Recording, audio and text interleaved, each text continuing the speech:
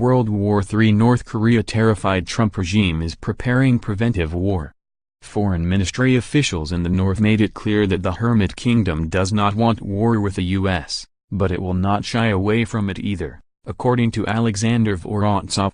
They claim they are convinced the U.S. is set on a course for preventive war and is shaping the battlefield for military operations against the North. North Korean officials said, "Our soldiers have long been sleeping without removing their boots." Foreign and Military Affairs Correspondent Mr. Vorontsov spent time in North Korea and claims it was a sobering experience.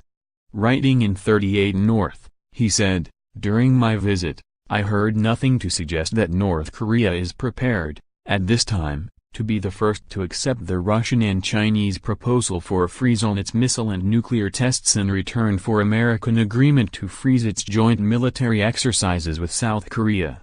The North Koreans insisted their sovereignty be respected and rejected any preconditions. Although my North Korean interlocutors acknowledged that the Korean peninsula was sliding toward war, they reaffirmed the country's commitment to achieving nuclear parity with the United States. He goes on to say that North Koreans see the joint military exercises between the U.S. and South Korea as anything but routine. Mr. Vorontsov continued, "To the contrary, there was a sense among them that the Pentagon has launched the contact reconnaissance phase of a military operation it is planning to undertake on the peninsula." They noted that the geographical features of the Korean peninsula provide no opportunity for the gradual, methodical buildup of troops to create a superior strike force, as was the case before the U.S. attacked Iraq, and that North Korea would immediately notice such actions and naturally regard them as a casus belli, an act or event that provokes or is used to justify war.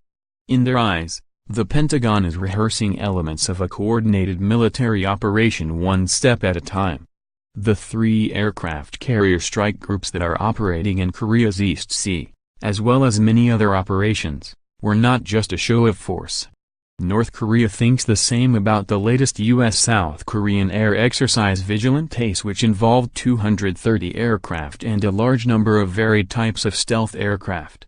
To the North Korean perspective, the development of so many stealth planes looks ominous, as does recent exercises practicing decapitation strikes against Kim Jong-un. The military correspondent said North Korean foreign ministry officials did not conceal their surprise that Seoul failed the disparity between perceptions of threat between American and South Korean societies. He continued, "The North Koreans see growing signs, reflecting President Donald Trump's America First principle, that the United States is prepared to accept the terrible loss of lives that would result from a large-scale military conflict with North Korea."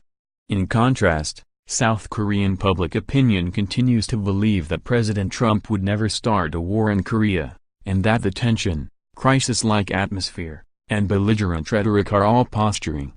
The North Korean diplomats said they were surprised that a substantial part of the South Korean elite have missed indications that a majority of Americans think the U.S. cannot allow the North to acquire a missile capable of delivering a nuclear weapon to the U.S. mainland and that Pyongyang would strike as soon as it had. But, they assert it is a misconception.